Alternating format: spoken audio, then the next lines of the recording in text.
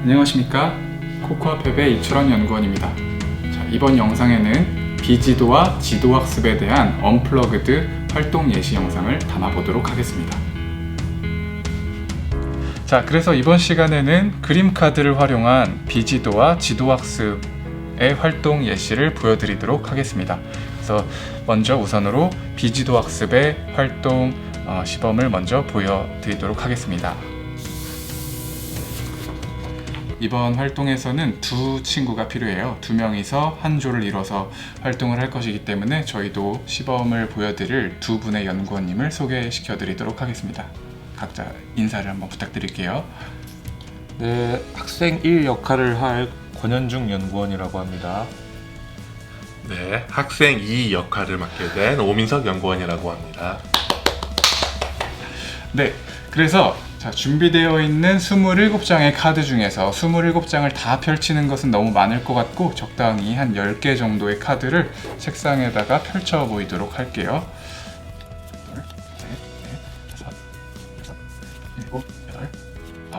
10. 자, 적당히 10장 정도의 카드를 펼쳐 보였는데요.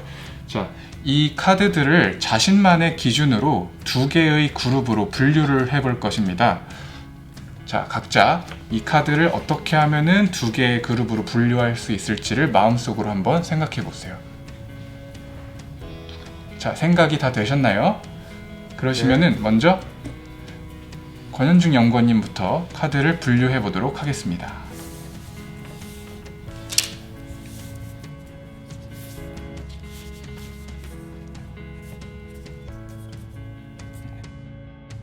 이렇게 분류해봤습니다. 네, 본인이 세운 어떤 기준이 있을 텐데요. 그 기준을 옆 친구에게는 알려주지 않은 채로 본인의 기준을 활동지에다 한번 작성을 해보도록 할게요.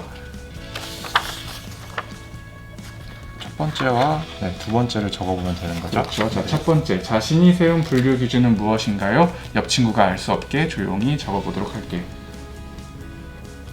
자, 그리고 세운 분류 기준에 맞도록 동물들의 이름을 두 개의 그룹으로 분류해서 각자의 박스에다가 적어보도록 하겠습니다. 동물들의 이름을.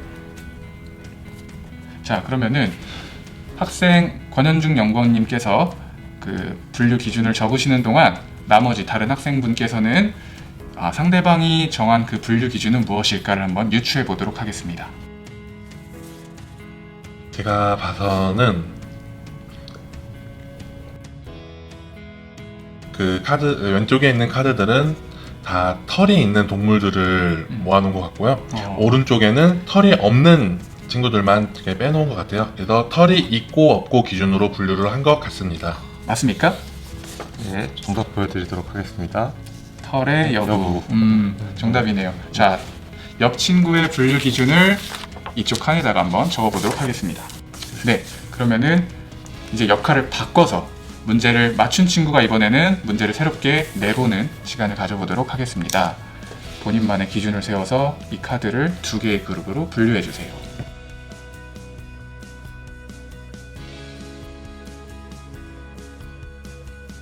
네, 저는 이렇게 분류했습니다. 자, 분류를 마치셨으면은 나머지 친구가 상대방의 분류 기준을 한번 맞춰보도록 할게요.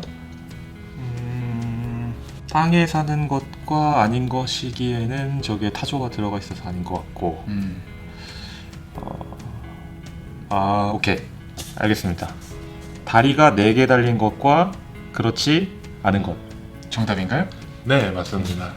다리가 4개 들어가 있는 거를 저는 왼쪽에 분류해놨었고요. 네. 다리가 이제 없거나 아니면 다리가 이제 4개보다 이제 4개가 아닐 경우인 그렇죠. 것을 분류를 했습니다.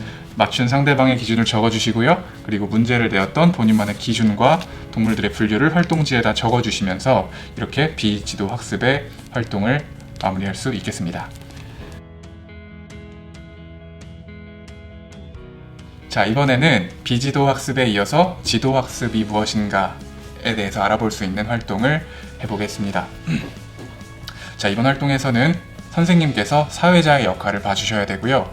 이제 반 친구들 전체가 선생님께서 카드를 어떤 기준에 의해서 분류하는지를 보고 추측해서 맞추는 그런 형식의 활동이 될 것입니다. 자, 앞에 보이시는 27장의 카드가 있는데요. 이 중에서 먼저 7장의 카드를 앞에다가 먼저 깔아두도록 할게요.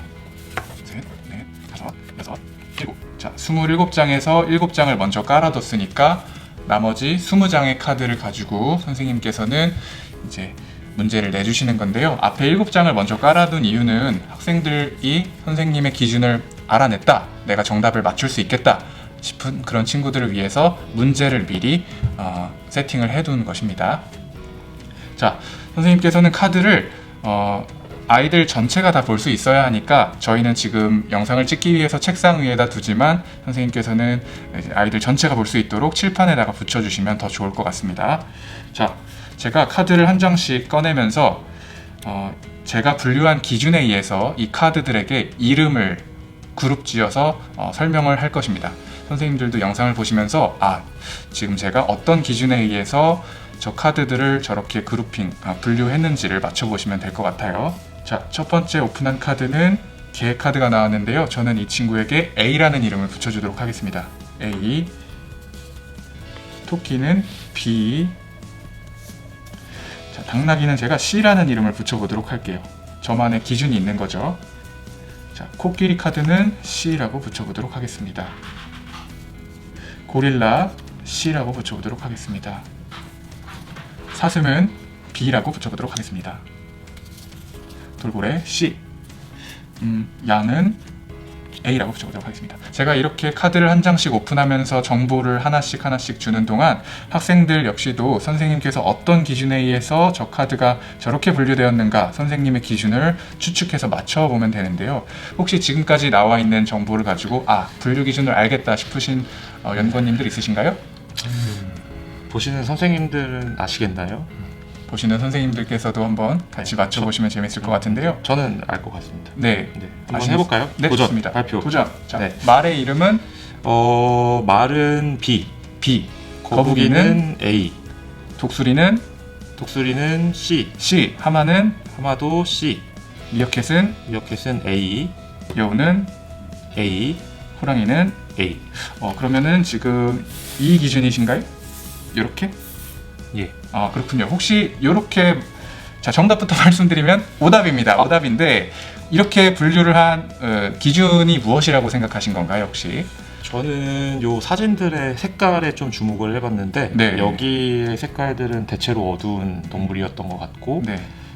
얘는 흰색, 네. 얘는 약간 노란색 계열이라고 봐야 될까요? 네. 그래서 여기는 노란색으로 노란 했고 계열. 흰색, 어두운 색. 좋은 추측이네요. 근데 이제 보시면 양 같은 경우에는 노란색이라기보다는 하얀색에 가깝기 때문에 그런 또 오차가 있었네요. 네. 아주 좋은 추측이었습니다. 감사합니다. 자, 이렇게 하나씩 선생님께서 힌트를 주시는 동안에 학생들이 너무 어렵다 싶으신 경우들이 분명히 생길 수가 있거든요. 자, 그럴 때에는 학생들이 보다 더 빠르게 맞추고 재밌게 참여할 수 있도록 선생님께서 중간중간에 힌트를 주시는 것 또한 굉장히 좋은 방법이라고 할 수 있습니다. 제가 계속해서 카드를 오픈해 보도록 할게요. 자, B. 자, 제가 힌트를 하나 드릴게요. 그림 카드는 보이시는 대로 그림도 있지만 위에 보시면 글자도 이 친구들의 이름도 같이 적혀 있죠. 그림 카드를 통해서 알 수 있는 모든 시각 정보를 동원해서 맞춰주시면 됩니다. 네, 정답. 정답. 알 것 같아요. 네.